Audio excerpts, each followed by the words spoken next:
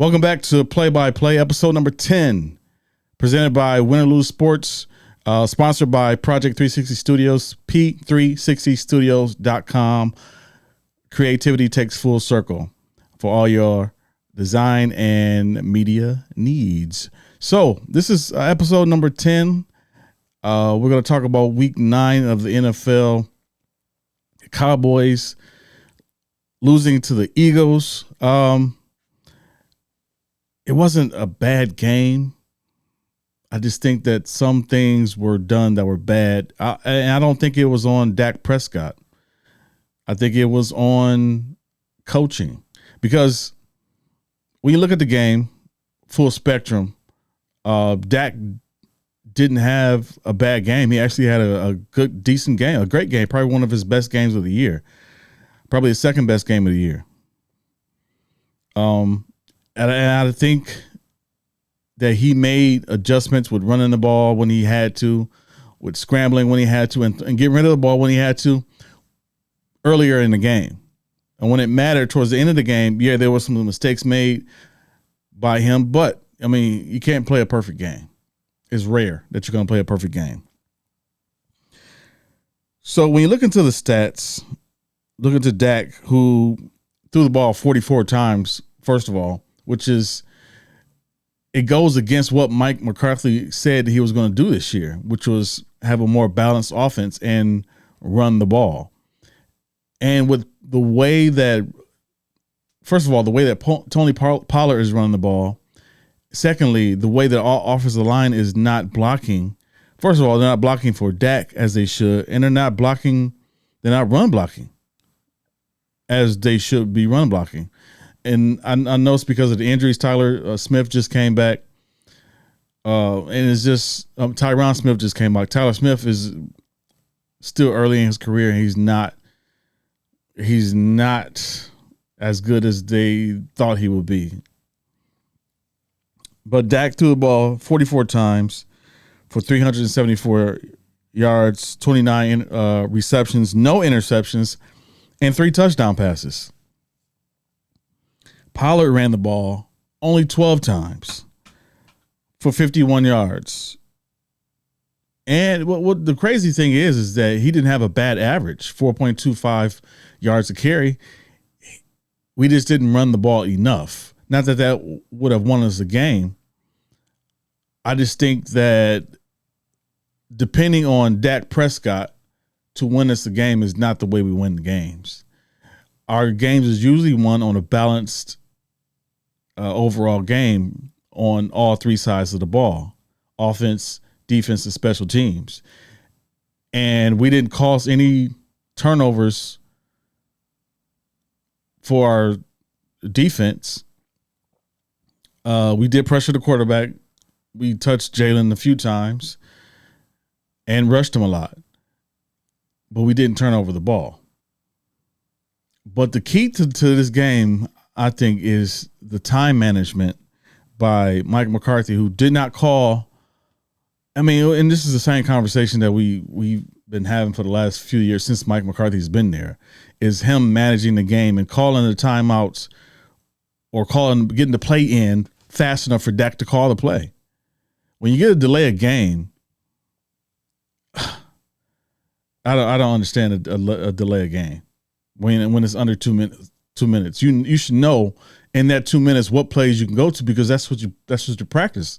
That's what you're supposed to practice. That's what other teams practice. What are you going to do in these 2 minutes when the game is on the line? And I mean, that's just something I don't understand. Mike McCarthy is not the type of coach that these Cowboys need to win games, make it to the playoffs, and win the Super Bowl.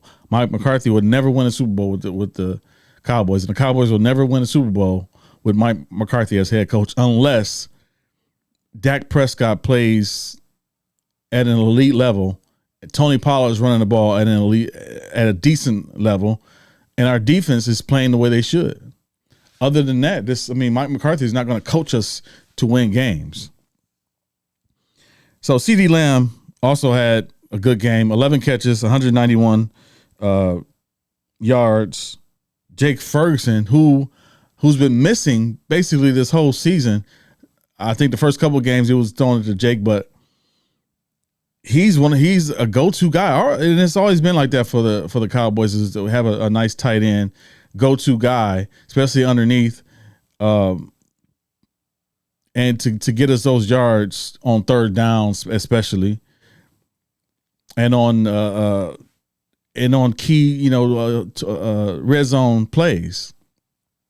So Jake Ferguson had 7 catches for 91 yards. Tolbert had 3. Gallup had 2. And Gallup, who also had 2 drops, key drops. Any drop is a serious drop, but 2 drops that could have been long plays in crucial moments. And I just don't think he's there mentally.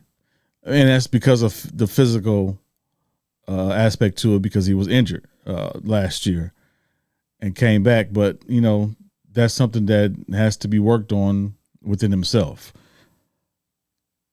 But until then, I mean, one thing we didn't do that I think we should have did was make moves, which was trade for Derrick Henry. I know Tennessee said that Derrick Henry was not up for trade, but if you put in the right pieces, anybody's up for trade, especially when you're not a contender as far as making it to the Super Bowl, and Tennessee is not that.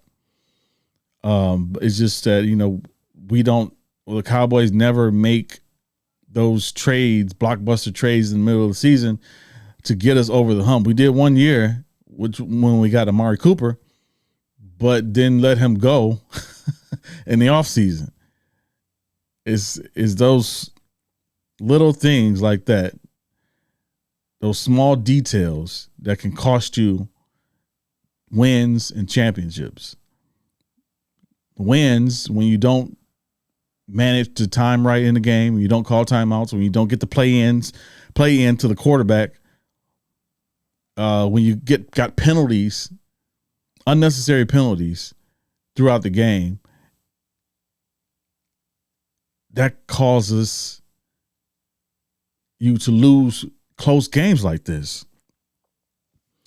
I know we didn't have as many penalties as we had in previous games when we lost, but those penalties that were had were in key moments. When you get a holding call under 2 minutes, when you're trying to score a touchdown to win the game, that's a key moment in a game where that should not be happening at all. It's just those little things like that is when you're throwing the ball, you're not throwing it into the end zone when you need a touchdown. You're throwing it to the 1 yard line, and Jake Ferguson catches the ball and he's not quite there.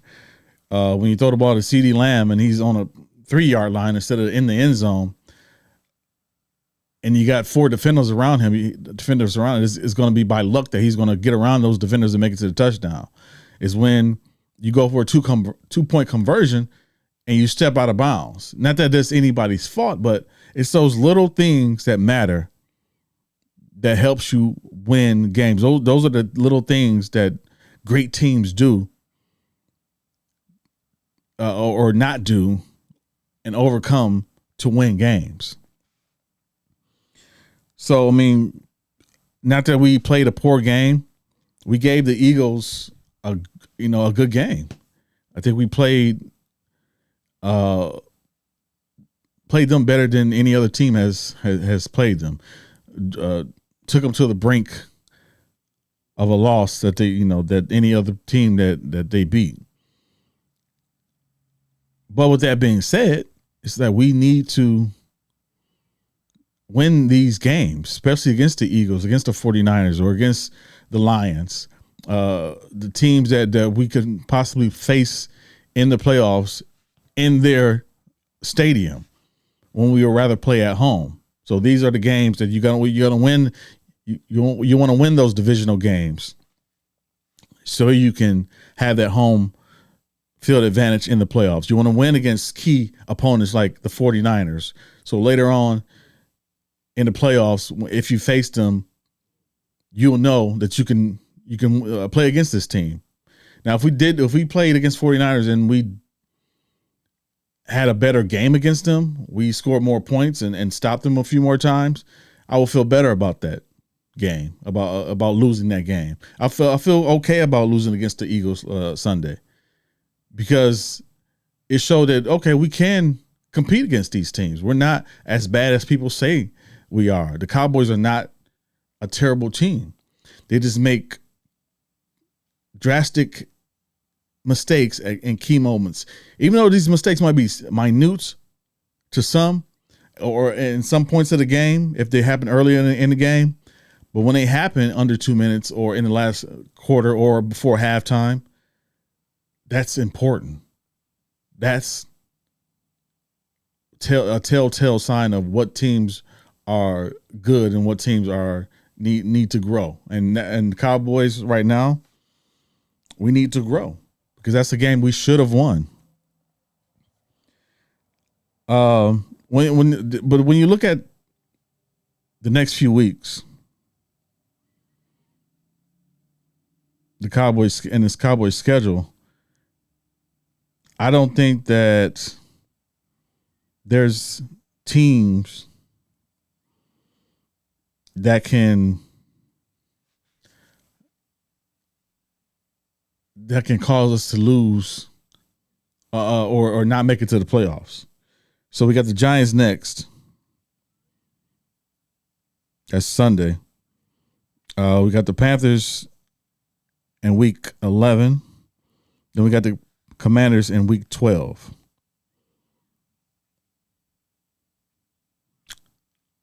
Playing those three teams, I wouldn't guarantee those wins, but I would say, hey, the next 3 games are, games we should win. And then we play the Seahawks, which could be a good game. And then again against the Eagles. So I just think that during these 3 games against the Giants, the Carolina Panthers, and the Washington Commanders, that's when we need to go back and say, okay, what do we need to work on? This is what we need to work on. Let's get better at what we are good at. Let's get great at what we're good at and get better at what we're not good at. That way, when we go to face the Seahawks, the Eagles, and the Buffalo Bills, and the Miami Dolphins, and then the Lions, we are as sharp as we should be, because we're getting these things done. We're perfecting what we're good at. We're getting better at what we're bad at. And we're closing the gap between being a mediocre team who can make the playoffs and to a team that can be the best in our conference.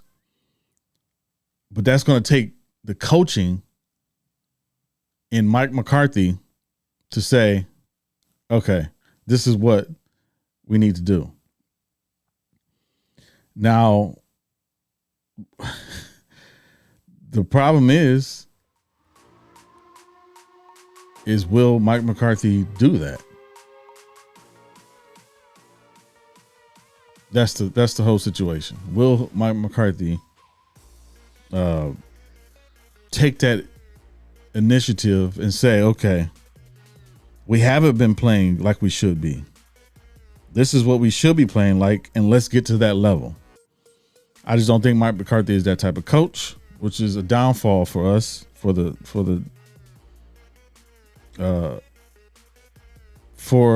Cowboys.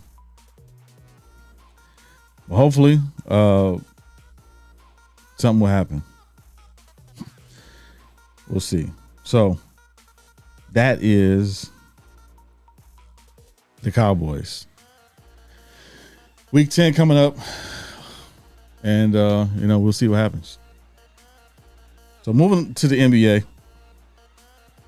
Last night, the Celtics loses to the Minnesota Vikings.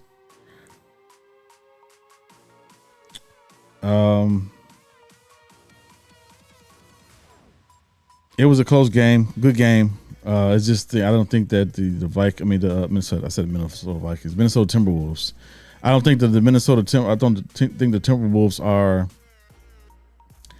as good as the Celtics let them be last night, and it could be because Derek White wasn't there available. I know he just had another kid, but Jaylen Brown, he can look great in some moments, and then in other moments he can look like he doesn't know what he's doing. And he looked like that, especially late in the game in the fourth quarter last night, when you go and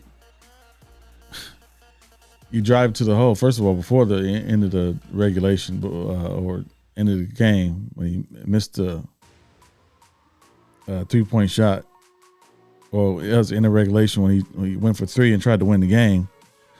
When you didn't need a 3 to win the game, you could have just drove to the hole and shot a layup or even a mid-range. But that's neither here nor there. But when you go and drive to the hole or hit a mid-range and you're coming up short every time you miss the ball, I don't understand that at all. Like, his depth perception is not there to where he can't see the ball. I don't know, but that game winning shot needs to go to Tatum. I don't care what nobody says. I mean, it could be. I mean, even though last episode I said, this team needs to be an overall team to where there's no go-to guy. But yeah, that's like during the game. During the game, there's no go-to guy. We're all going to go out there on offense and put up numbers and score and stop people on defense. We're going to play aggressive on offense. Everybody's going to move the ball. Everybody's going to share the ball. And we're going to, get everybody involved offensively so we can get to the end of the game. And that's when you go to somebody you can depend on to win games, which has been Jason Tatum. And I think that he's still that guy for that, as far as being clutch in those moments. Jaylen Brown is not clutch in those moments because over the last few years, as we all know, he's had problems with ball handling and going to his left and he loses the ball off his foot, and that cost us some games. So, and this year, what I think his problem is now is that he's got better with the handle, and now he thinks that he can go anywhere on the court and do anything, but you still have to be able to score the ball and put the ball in the hole. And his mid range is not quite there. Mid range in the NBA period is not as good as it used to be, but with the exception of DeMar DeRozan and Kevin Durant and Devin Booker and Bradley Beal. But other than that, most of these guys cannot shoot mid-range shots. It's either a dunk, layup, or a 3-pointer. But I think that's something that JB needs to work on. And coach, oh my God! I mean, when in overtime, when Minnesota took the lead, I think it was 105 to 107. They took the lead.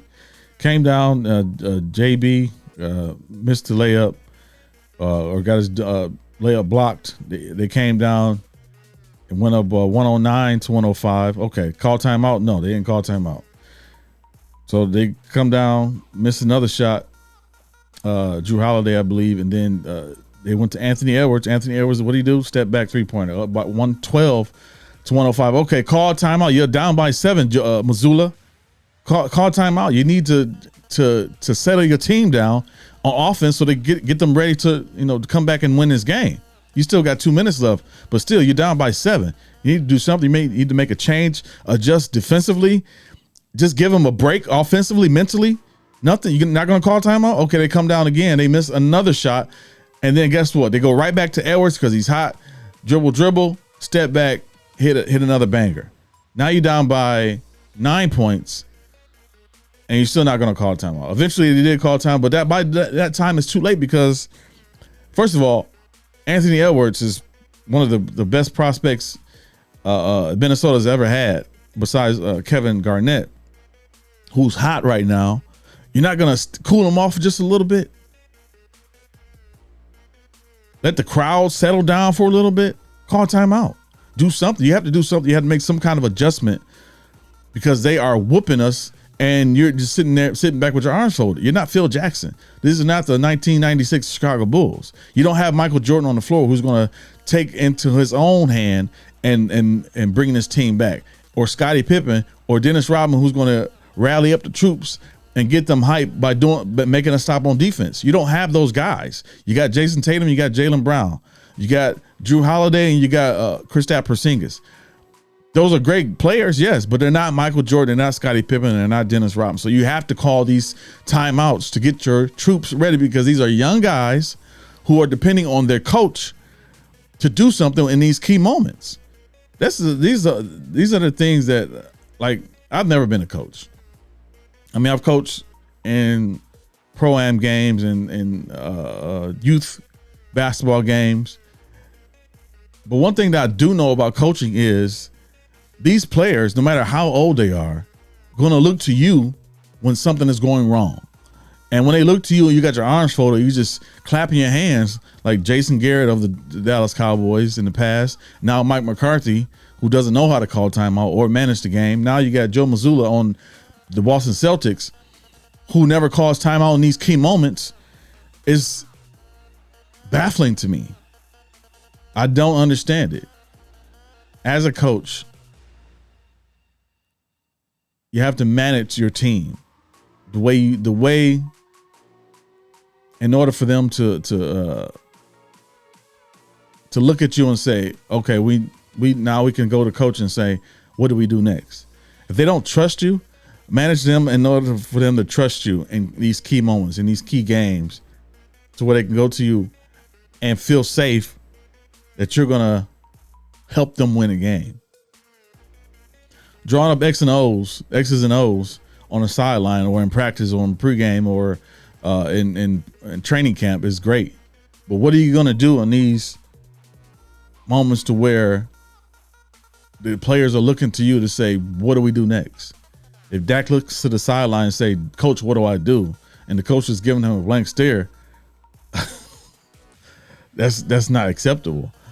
When they're the Celtics and you're down by 5, 6, 7 points and the players are looking to you like, do we call timeout? Like, what do we do next? Like, what are we doing, coach? And you just giving them a blank stare. That's not acceptable to me. Not that Joe Mazzula is a terrible coach, but I don't think he's the right guy for this situation. This is a great team. I know it's only one loss, but that is the loss that shouldn't have happened. So, yeah, that's my little rant on the Celtics and Joe Mazzula, who I think was at fault for them not winning this game last night. Because these are great players. They know how to play in clutch moments, but it's up to coaching to say, hey, let's settle down. Let's look at what we got here. We're down by 5, 6, 7 points. This is what we're going to do next. Joe Mazzula didn't do that, unfortunately, and they lost the game. First game of the season that they lost, but, I just don't think that's a game that they should have lost. So, with that being said, what do y'all feel about the play-in tournament and the new play-in tournament floors, the play-in, the goes to your, not the play-in tournament, the in-season tournament, I'm sorry. With the new in-season floors, the new in-season jerseys, how that affects the players, and is the in-season tournament making the players play harder? They get a $500,000 reward for winning, and the coaches also get the $500,000 reward for winning. What does that do for the season? Does that make the NBA at this time of season more competitive? And I was thinking that the play-in tournament, the in-season tournament should have been right before the All-Star break, because that gives them an incentive into going into the All-Star break. And then the play-in, in-season championship should have been during the All-Star break, which will give the All-Star break a push, first of all. Second of all, that gives the All-Star break a game or the players an incentive to play hard during that break, which even if it's those two teams. But I think those two teams wouldn't have players on the All-Star team, which it'll be fine for me because the All-Star game is terrible. But that'll give that All-Star break a little push as far as like getting players to play harder. Even though I know All-Star break is a little break or vacation time for some players, But I think that'll give the NBA a different look. I think the in-season tournament will be great. It'll be looked at a little differently. Right now, I think it's like a little trial thing. They're trying to figure out what to do next, or how to make it, how to make the players play harder. And I think that'll be it. Is to give them the incentive to play up to the All-Star break, in-season tournament right before it, and then in the All-Star break will be the the in-season championship. The Commissioner's Cup. I think that's what they call it in the WNBA. So, yeah, with that being said, I think, the NBA is looking good this year. A lot of good games in the NBA. Wemby, oh, my God. So, we're going to talk about that on the Win and Lose Sports Show Sunday live on Facebook. So, look up Win and Lose Sports on Facebook, and we'll be live at 6 p.m. But we're going to talk about Wemby and how I think he's one of the best rookies that we've seen since LeBron James, and how he's dominating the game on both ends of the floor. I know Shaq said that, we act like we've never seen this before. Well, we have seen players, or a player or a couple of players with this skill set, a big man over 7 foot who can shoot, who can dribble, who can pass. But we haven't seen a player of that skill set who can do it consistently and play hard on both ends of the floor. Bo is one of those guys, but he doesn't get the time that he should be getting. And it could be something in, the way he practices, or it could be something in the way he approaches the game. I just think Wemby approaches the game different than these other players. That's why he's getting the time. That's why he got the recognition. That's why he got drafted when he got drafted. I just think that I think people misinterpreted what Shaq was saying.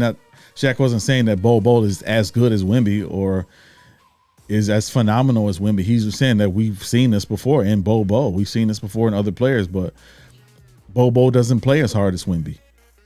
Bo is not consistent like Wemby. But they did lose last night to the Pacers, 152-111, which is, these high scores are like getting out of hand. I don't know if it's a lack of defense or it's just offense is a lot more consistent or more relevant now. Is the offense better than defense? Are we shooting more threes? Yes. Not enough defense to where we're trying to counter the 3-pointer. And how do you do that when people are pulling up from 35 feet shooting threes? But that's a different conversation. Like I said, we'll be talking about that on Sunday at the Win or Lose Sports Show on Facebook Live at 6 p.m. Also, tune in to Weekly Pick'em with Lance and myself. That is one of my favorite shows to do because, we pick our NFL games for the week, who's going to win, who's going to lose. Obviously, Win or Lose Sports. But we'll have a special guest on this week. You can watch that on YouTube. It'll be available on Thursday mornings at 8 a.m. And you can also listen to it on anywhere you can find your podcast. Apple Podcasts, iHeartRadio, Spotify, Google Podcasts. And you can go to our website at Win or Lose Sports or winnerloseshow.com, winnerlosesports.com as well. And follow us on all social media at Win or Lose Show. Make sure you like, subscribe, and follow on YouTube, Win or Lose Show, and subscribe and like this podcast as well, and follow it on any platform on TikTok, Facebook, and on iHeartRadio. Like I said, Spotify, Apple Podcasts, or wherever you find your podcast. So we'll see you next time. And like I said, answer the question. The question of the week will be, what do you feel about the in-season tournament? Is it relevant? Do you think it needs to be during the All-Star game? Or where do you think it should be? Or how do you think they should go about doing the in-season tournament and the All-Star game? All-Star game is actually going back to the regular format, East versus West. And we'll talk about that as well on the Win and Lose Sports Show. So we'll see you next time, and enjoy your day.